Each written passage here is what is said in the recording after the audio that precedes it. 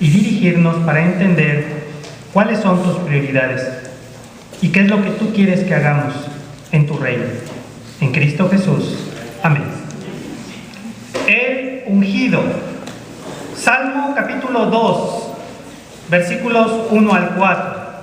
El Salmo 2 dice en esta traducción que proponemos: ¿acaso murmuran los pueblos y las naciones traman cosas vanas? ¡Ja! Se alzan los reyes de la tierra y sus consejeros conspiran contra Yahvé y contra su ungido. Y dicen: rompamos sus ataduras y arrojemos lejos de nosotros sus cuerdas. El que tiene su trono en el cielo se ríe. El Señor se burla de ellos. Entonces Él les habla en su ira y los aterroriza en su furor.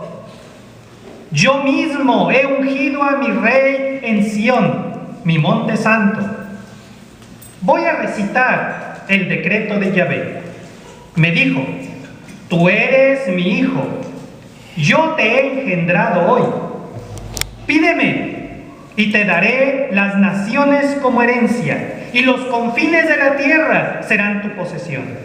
Los triturarás con masa de hierro, los harás añicos como si fueran jarras de alfarero. Ahora, reyes, actúen prudentemente. Quedan advertidos, oh jueces de la tierra. Sirvan a Yahvé con reverencia y con temblor bésenle los pies. No sea que ustedes perezcan en los designios de ustedes mismos, si llega a inflamarse su ira. Dichosos los que se refugian en Él. Habremos de considerar durante varios domingos cada una de las frases de este salmo, el segundo salmo de la colección que tenemos en nuestra Biblia, y seguramente que Dios tendrá cosas importantes que decirnos a través de estas palabras que pudieran de origen parecernos un poco extrañas. Pero comencemos con la primera palabra de este salmo, que en realidad es una pregunta sarcástica. Por ello la hemos traducido por ¿acaso? Y al final de la pregunta hemos añadido la palabra ja, para dar a entender que es una pregunta sarcástica, para resaltar la admiración que provoca en el salmista la actitud de las personas rebeldes. El salmista, el que escribió este salmo, ve la actitud de las personas que quieren rebelarse contra Dios. Y lo único que puede hacer es admirarse. ¿Cómo es posible que estén planeando rebelarse contra Dios? ¿Cómo es posible que estén pensando en pelearse contra Dios? Es absurdo. Y el salmista entonces se ríe.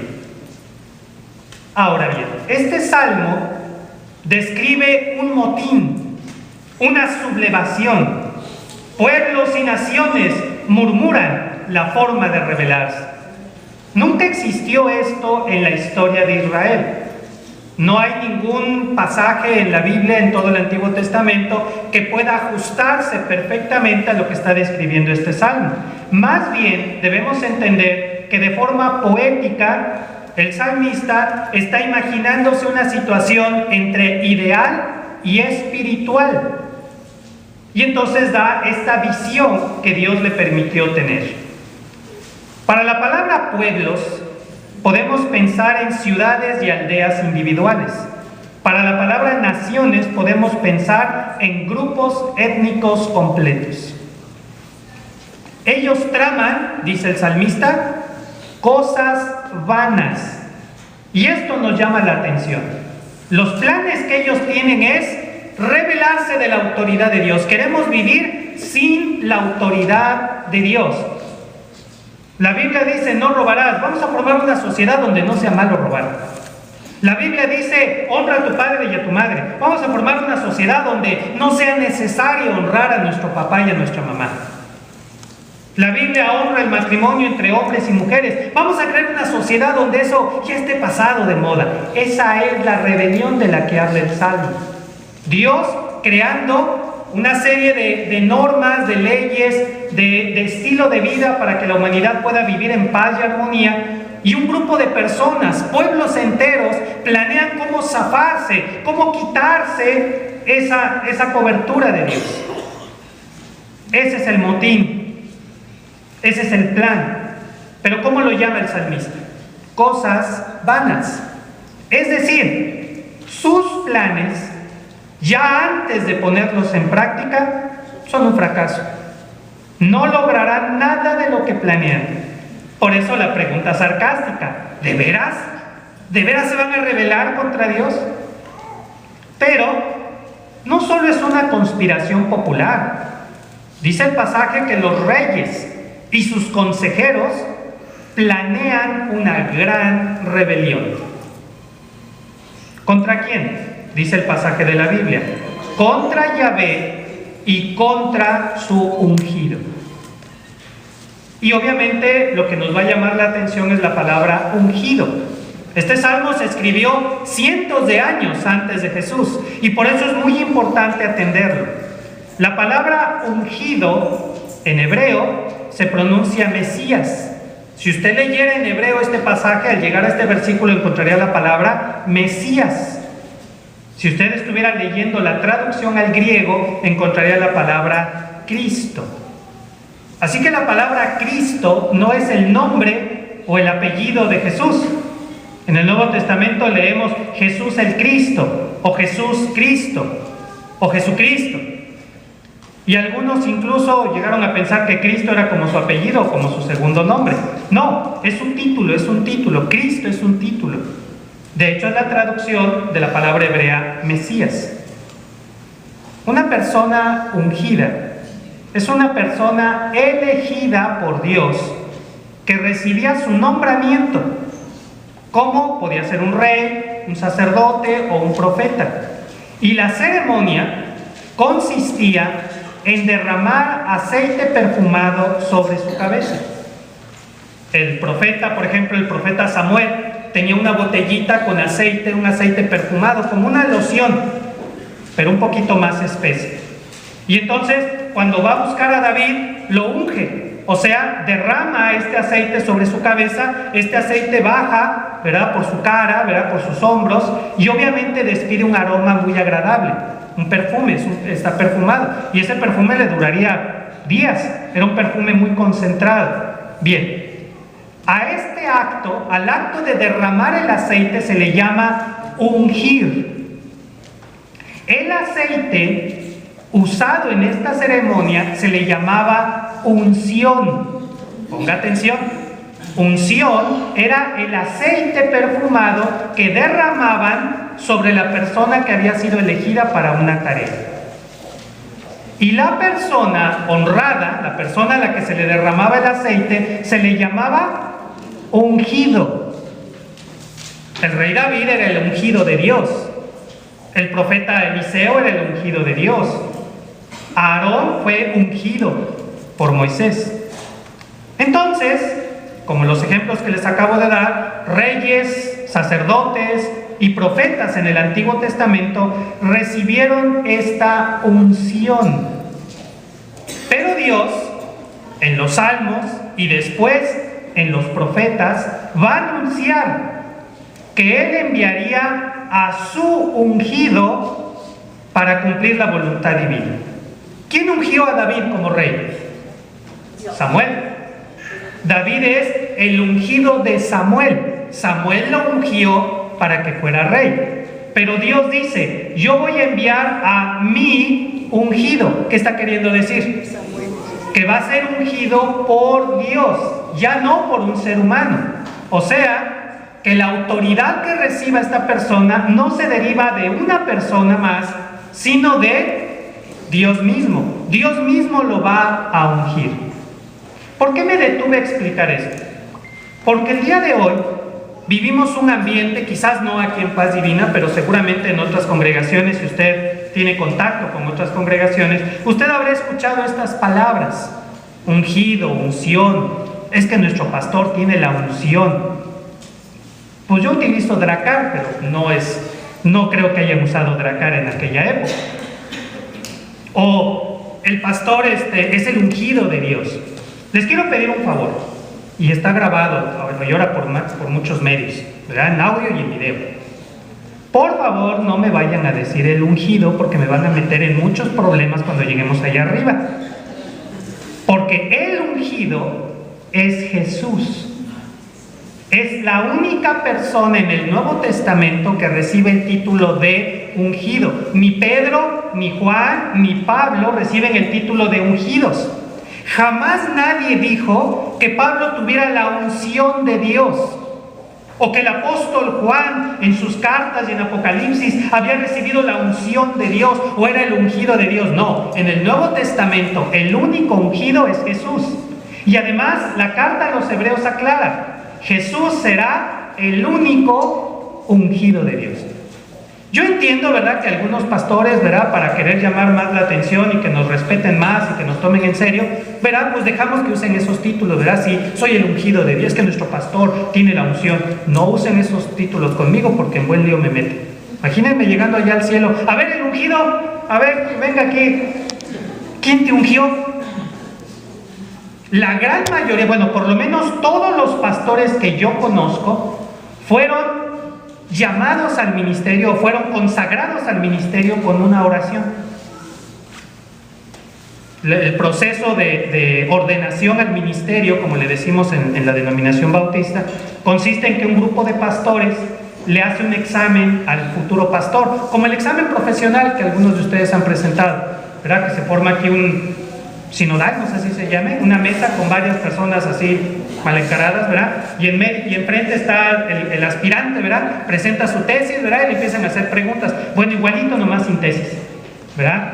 Y entonces los pastores, pues era una diversión, ¿verdad? Yo asistí a varios, ¿verdad? Era muy divertido, ¿verdad? Porque era la oportunidad de echarle montón al nuevo pastor, ¿verdad? Va a ser pastor. Y los pastores ya más grandes le empezaban a hacer preguntas, ¿verdad? De todo tipo de preguntas, ¿verdad? Lo tenían como una hora, ¿verdad? Hasta que ya lo veían que ya no podía más. Bueno, se reunían, se iban a un cuarto aparte, deliberaban y ya regresaban y hacían recomendaciones al nuevo pastor. Casi siempre le recomendaban que se pusiera a estudiar más, ¿verdad? Le hacían 2 o 3 recomendaciones: que llevara una vida de oración, que fuera buena onda con las ovejas, ¿verdad? Cosas así.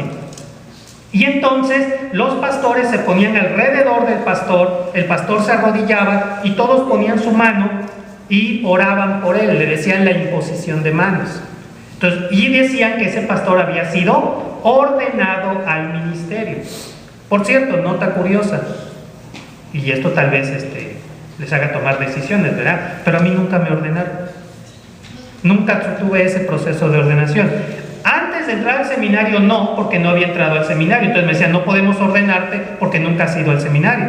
Luego, durante mi estancia en el seminario, pues me dijeron que no, porque tenían que esperar a que me graduara. Cuando me gradué del seminario, pues tampoco a nadie le preocupó: bueno, vamos a ordenar a este pastor. Así que siempre he sido un pastor desordenado, ¿verdad? Hasta el día de hoy nadie me ha impuesto las manos, ¿verdad?, para estar bajo la autoridad de una denominación y poder entonces predicar. O sea que estoy predicando así por cuenta y riesgo propio. Pero el punto al que voy, no, después hablamos de mi autoridad para predicar, ¿verdad? Ahorita no. Pero a lo que voy es que yo no he visto ningún pastor al que le derramaran un aceite, aunque sea el aceite de la cocina, ¿verdad?, para simbolizar que estaba siendo ungido. Entonces ningún pastor debe de aceptar que le digan el ungido de Dios, por 2 razones. Una, porque no ha sido ungido.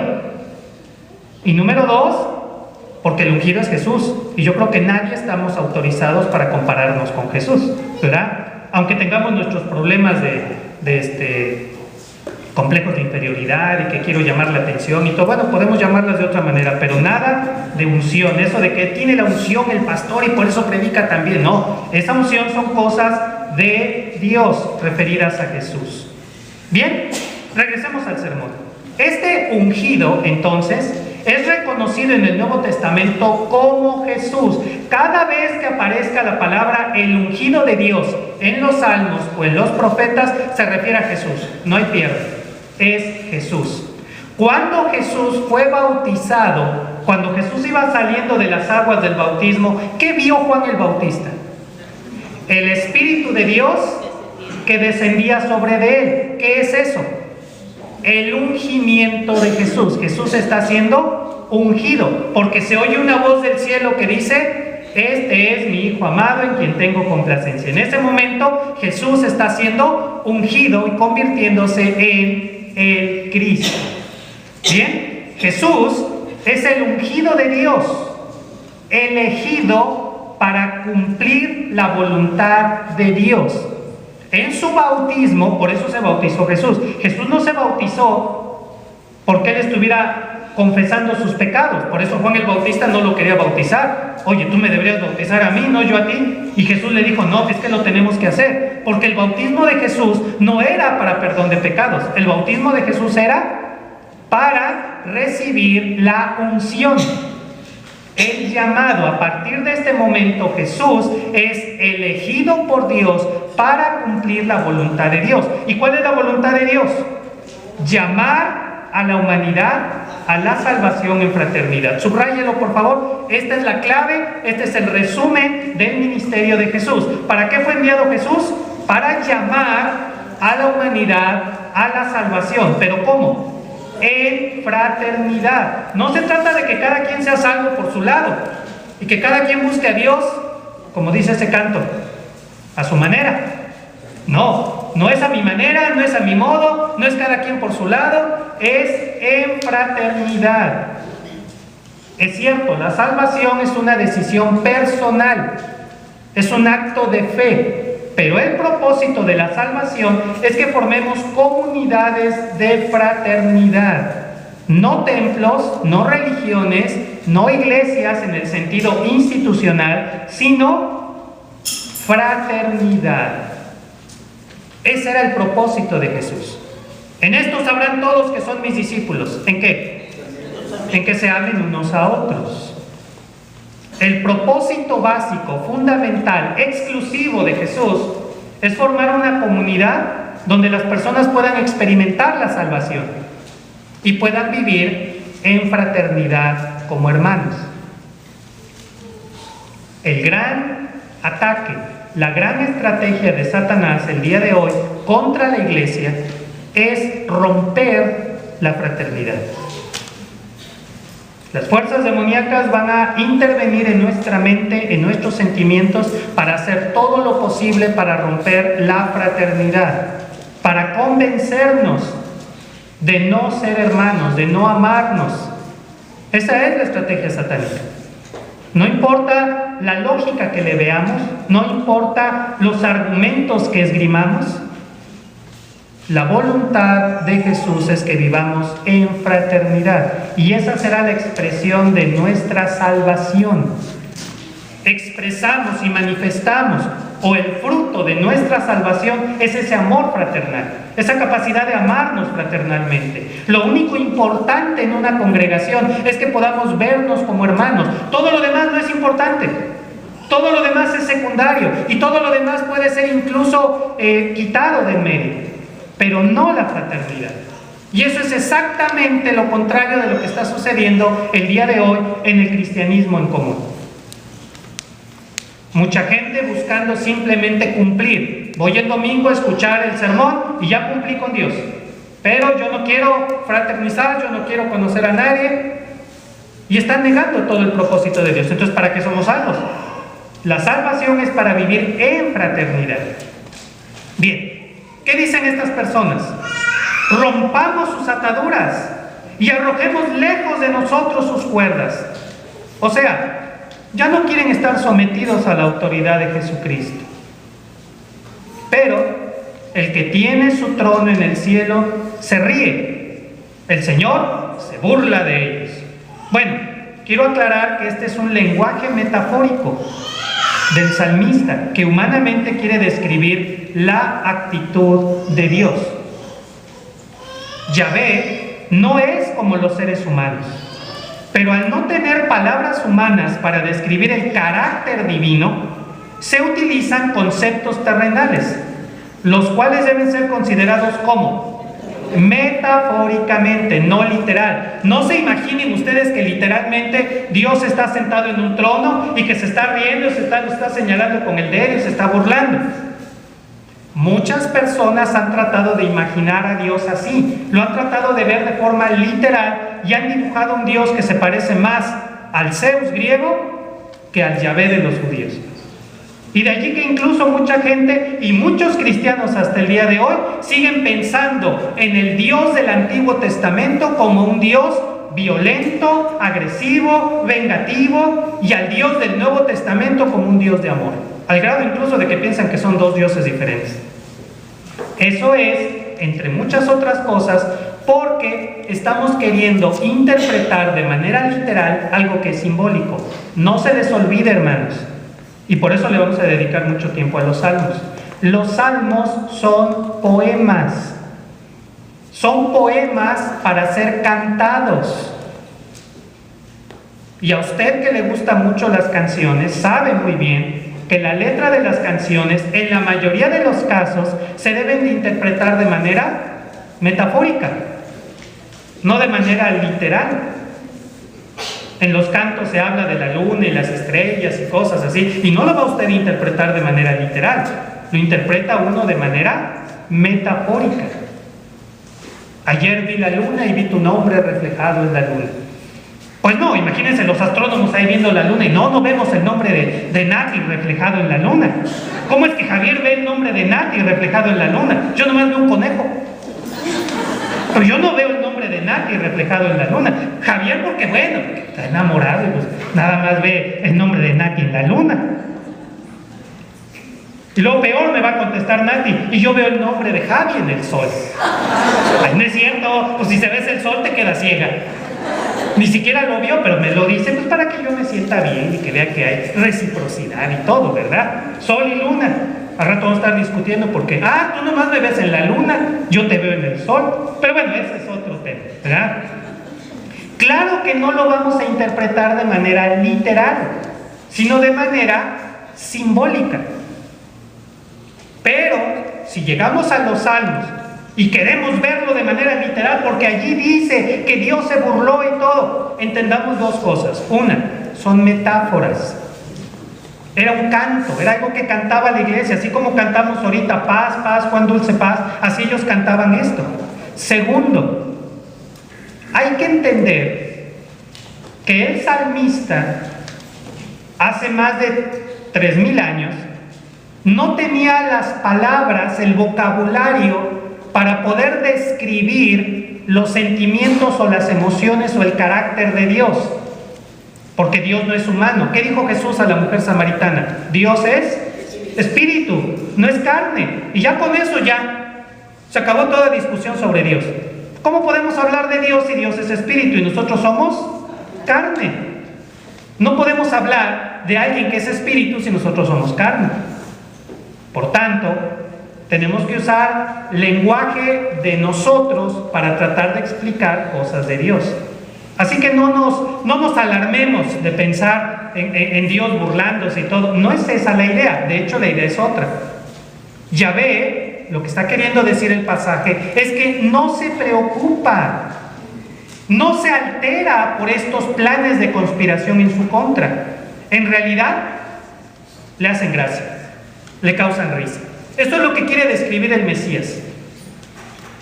Imagínate que uno de nosotros recibiera una carta de Hacienda donde dice, prepare sus cosas porque la próxima semana vamos a ir a embargarlo. Pues se preocuparía uno, estaría todo preocupado, hijo, les va a venir Hacienda, nos va a embargar y todo. Se preocuparía uno porque si la carta viene membretada por Hacienda, pues es motivo para preocuparse. Pero si alguien que tú sabes que es débil, que no tiene ningún poder, ninguna autoridad, te dice lo mismo, pues te vas a echar a reír. ¿Por qué? Porque obviamente no va a pasar eso. Por ejemplo, a algunos de ustedes tal vez les ha pasado que en el calor de una discusión, ¿verdad? Estás regañando a tu hijo de 4 o 5 años, de 6, ¿verdad? Y tu hijo te dice, ¿verdad? Me voy a ir de la casa. Pues ¿qué haces? Te da risa, quizás no enfrente de él, ¿verdad? Pero te va a dar risa. Y si se va a ir de la casa, ¿de dónde va a ir? No sabe ni llegar a la esquina, ¿verdad? Te da risa, ¿verdad? Sus planes. Me voy a ir de la casa y me voy a vivir con mi tío fulanito. Uy, luego con tu tío. Le caes, pero si bien mal, pero bueno, ándale, vete con tu tío, a ver cómo te trata. Pero ay, me voy a vivir con mi tío, que quién sabe qué. Y él hace sus planes, pero a ti te dan risa sus planes porque sabes que no prosperarán. Esta es la idea. Lo que está describiendo el salmista es que cuando la gente planea construir una sociedad sin Dios, ¿qué hace Dios? Le causa gracia, no se truenan los dedos.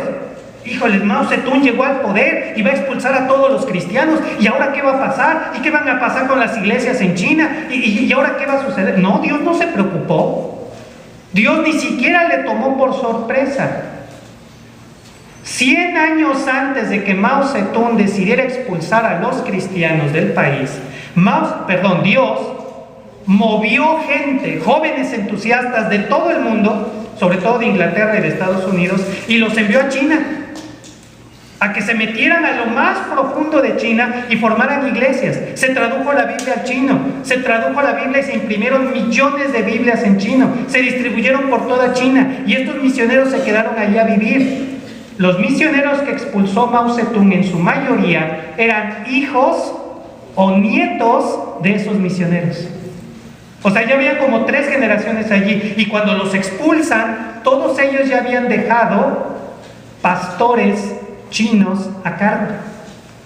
Cuando los misioneros americanos y británicos fueron expulsados de China, todos dieron el mismo testimonio, que habían dedicado los últimos 30 o 40 años de sus vidas allí a capacitar pastores, y el que menos capacitó a 10 pastores, el que menos, y los enviaban. Es cierto, en las grandes ciudades se cerraron los templos y ya no hay cristianismo, pero en las aldeas, en los pueblitos en los que tardaron años en saber que Mao Zedong era el líder, había iglesias cristianas que sobrevivieron todo el periodo del comunismo. Y ahora que el comunismo se ha abierto y es más, hay más libertad, los nuevos misioneros que llegan a China descubren con sorpresa y beneplácito que en China hay millones de cristianos sobrevivientes de eso. ¿A Dios le toma por sorpresa los planes del mundo? Cuando Stalin decidió también formar un estado ateo y que nadie creyera en Dios, Dios se tronó los dedos porque dijo, ¿y ahora qué va a pasar? No. Años atrás Dios ya había cambiado de estrategia y preparándose para los nuevos rumbos. Eso es lo que está diciendo el salmista. A veces nosotros queremos defender a Dios, defender la Biblia. Fulanito en la escuela dijo que es ateo y que la Biblia tiene muchos errores. Voy a ir a defender la Biblia y si no me cree, pues aunque sea bibliazo, voy a agarrar a esa persona. ¿Cómo se atreve? No, espérate, Dios no necesita que lo defiendas. No necesitamos reinventar la Inquisición para quemar a los herejes. No hay que defender a Dios. No hay que entrar en discusiones acaloradas para que los ateos de la escuela se convenzan de Cristo Jesús o para que los paganos de mi trabajo acepten a Cristo. No, tranquilos. Dios no necesita que lo defendamos. A Dios le causa gracia todo eso. ¿Recuerdan la película, la segunda, Todopoderoso? En donde, no me acuerdo cómo se llama el actor, ¿verdad? Pero que se encuentra con Dios, ¿verdad? Y que le dice Dios que haga una arca y todo, y tienen todas las maderas, ¿verdad? ¿Se acuerdan lo que le dice él? Es que yo tengo planes, no te puedo ayudar porque yo tengo planes. ¿Y qué hace el que le hace de Dios? Se ríe, ¿verdad? Dice, espérame, y se pone a reír en referencia a un dicho. Es un dicho popular, no está en la Biblia, no después vayan a empezar a citarlo. Como dice la Biblia, no, es un dicho popular. Hay un dicho popular que dice, ¿quieres hacer reír a Dios? Cuéntale tus planes. Es un dicho popular, es totalmente cierto, pero no está en la Biblia, no vayan a decir, como dicen los salmos. No está en los salmos. Aunque en este salmo, ¿cuál es la actitud de Dios ante los planes perversos de la gente? Reírse. De pasajes como esto fue de donde se tomó ese dicho. Yo hace algunos años, aprendí esta lección. Después de varios coscorrones y sombrerazos y todo lo aprendí, no crean que lo aprendo a la primera. Cuando se los digo a ustedes suena tan fácil, pero bueno, hace algún tiempo yo aprendí esta lección. Deja de hacer planes. Dios ya se cansó de tanto reírse.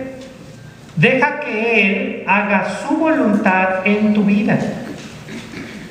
Yo crecí, fui educado en una denominación en la que teníamos que hacer planes para todo, la planeación, y teníamos que marcar nuestro objetivo, metas, propósito, ya ni me acuerdo, pero eran un montón de cosas. Luego la agenda, un pastor debe cargar siempre su agenda y debe tener todo agendado. Hermano, ¿cuándo puedo ir a verlo? Déjenme sacar uno su agenda. Hasta pantallábamos, ¿verdad? Porque el hermano, ay, el pastor, esa agenda, y unas agendotas grandotas, ¿verdad? A ver, dentro de 3 meses, ¿verdad? De todas las ocupaciones que tengo ahora en mi agenda cargo. Cuando me preguntan, ¿qué va a hacer mañana? Pues no sé, espera hasta que termine el día de hoy. El caso es que yo estaba acostumbrado a eso, a hacer planes, agendarlos, ver toda la planeación, ver las noticias, estar al tanto de todo, hasta del dólar, que cómo andaba el dólar y todo. En serio, un buen pastor evangélico, pregúntale a cuánto amaneció el dólar y te lo va a decir. Posiblemente hasta el euro. Te va a decir qué pasa en las noticias, porque antes de venir aquí ya se chutó 2 noticieros, con todo y clima y todo. Así nos educaron y nos enseñaron que eso era correcto. Ya que hacíamos todo el plan, teníamos que ponerlo en oración. Señor, bendice nuestros planes porque son para tu honra y tu gloria. Y después era cada desastre, puros desastres. Dios me enseñó esto a mí. No sé si se aplique para todos, pero a mí, en forma personal, para el ministerio que Dios me dio, Dios me dijo, no hagas planes, no hagas ningún plan, no planees, no hagas propósitos, objetivos, metas, filosofía, nada de eso. Deja que yo actúe. Algunos han pensado que estoy equivocado en eso, algunos han pensado que es un error todo eso, pero bueno, llevamos 12 años con ese error. Llevamos 12 años así. Paz Divina se planeó así, sin planeación. Paz Divina simplemente surgió con oración y simplemente nos hemos dejado llevar por el Señor. El único plan que había cuando empezó Paz Divina es que 2 años después de que empezáramos Paz Divina deberíamos de tener bautismos. Ese fue el único plan. ¿Y qué creen que hizo Dios? Pues se rió. Dios se rió porque en octubre yo anuncié, vamos a comenzar la iglesia Paz Divina, vamos a tener grupos de discipulado, y les dije, yo creo que en 2 años, van a pasar 2 años antes de que tengamos bautismos. Y hay otra cosa que también les dije, que todavía se la sigo reclamando. Les dije, vamos a comenzar el discipulado primero nosotros, porque primero nosotros tenemos que desaprender todo lo que estaba mal aprendido, y después, cuando hayamos avanzado en el discipulado, vamos a empezar a invitar a otras personas. ¿Sí o no se los dije? No inviten a nadie, primero nosotros. ¿Y qué fue lo primero que hicieron? Invitaron gente nueva. Y claro que yo estuve muy feliz de eso. Estuve muy feliz de que me pasé años diciéndole a la gente, inviten gente nueva, inviten, y todo el mundo me decía, es que nadie quiere ir, pastor, es que nadie. Y llego aquí a Paz Divina y les digo, no inviten a nadie. Y pum, todo el mundo invitó. Todo el mundo empezó a invitar y se empezaron a llenar las células. Y eso fue en octubre. Y para abril o mayo del siguiente año, estábamos bautizando a más de 10 personas. Y ni siquiera era el propósito del discipulado. Ni siquiera estaba planteado en el discipulado. Tuvimos que explicar qué era el bautismo para que por lo menos supieran qué iban a hacer. Nuestros planes le pueden causar risa a Dios.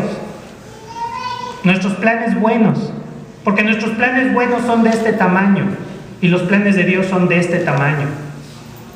Los planes de la gente mala que trata de atacar al cristianismo, Dios se ríe de ellos porque sabe que no van a funcionar y que incluso Dios los puede usar para adelantar sus propósitos. Y eso nos debe invitar a vivir con mayor tranquilidad, con mayor calma. Porque a veces nos ponemos a ver y todos los problemas que hay, los problemas del país, y la reforma energética, y la reforma educativa, y los impuestos, y el alza, y la baja, y todo, y el gordito, y el flaquito, y estamos todos preocupados por todo. Y en medio de esas preocupaciones queremos planear e entender todo eso. Sí debemos ser previsores, eso sí. El ejemplo de José, los 7 años de vacas gordas, los 7 años de vacas flacas. Pero una cosa es ser previsor y otra cosa es vivir con el afán y la tensión de qué será el día de mañana. El día de mañana traerá su propio afán, dijo Jesús. Nada más preocúpate por hoy, pero confía en Dios. Más que tratar de imaginarnos a un Dios burlón, El Salmo pretende expresar lo vano que resulta luchar contra Dios, pues todo intento terminará en fracaso. Jesús dijo: toda potestad me es dada en el cielo y en la tierra. Por tanto, vayan y hagan discípulos a todas las naciones. El reinado de Jesús en la tierra se manifiesta en las comunidades de discípulos que alegremente se someten a la voluntad de Dios. ¿Cuál es la voluntad de Dios? Ser salvos en fraternidad, o amarnos unos a otros, como usted quiere. Cada vez que una comunidad de personas logra verse como hermanos y vivir en fraternidad, estamos expresando el reinado de Jesucristo aquí en la tierra. Y eso es lo que va a prevalecer. Poder llevar el Evangelio a todas las etnias, o sea, las naciones, y establecer comunidades fraternas de discípulos de Jesús en todas las ciudades o pueblos, como dice este salmo, manifiesta la autoridad de Jesús como Rey soberano. Pero siempre habrá quienes planean rebelarse contra esta voluntad divina y nos atacarán para que no seamos discípulos de Jesús en comunidades fraternas. Mucho ojo, hermanos. Siempre habrá personas que se quieren rebelar contra el proyecto de Dios y van a tratar de convencernos de que no seamos discípulos de Jesús viviendo en fraternidad. Tal vez no logren convencernos de negar a Cristo. Va a ser muy difícil que nos convenzan de negar a Cristo. Pero ¿qué es en lo que sí nos pueden convencer? No vivir en fraternidad. Esos son los planes malévolos de los que Dios se ríe, pero que nosotros debemos tomarlos muy en serio. El más persistente ataque de Dios en la vida de cada creyente es romper la fraternidad entre nosotros. Eso es lo único valioso, es lo más importante que tenemos, es lo que no debemos perder, es lo que no debes dejar perder. Y hoy, al saludarnos unos a otros, asegúrate de saludar a todos y de hacerlo con verdadero amor fraternal, sincero, porque esa es nuestra victoria. Que en medio de toda tormenta, en medio de todo conflicto, nosotros nos seguimos viendo como hermanos. Ahora sabemos que esos planes son vanos.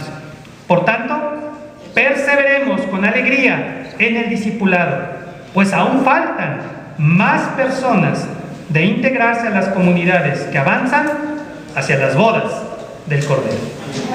Amado Padre Celestial, que el día de hoy podamos ver con claridad cuáles son los ataques que en nuestra mente están tratando de alejarnos de tu voluntad. Permítenos perseverar en el discipulado, perseverar en la fraternidad y dejarnos conducir por ti en esos planes maravillosos que tú tienes. Úsanos de manera individual y como iglesia para llamar a más personas a la salvación y a la fraternidad. En Cristo Jesús. Amén.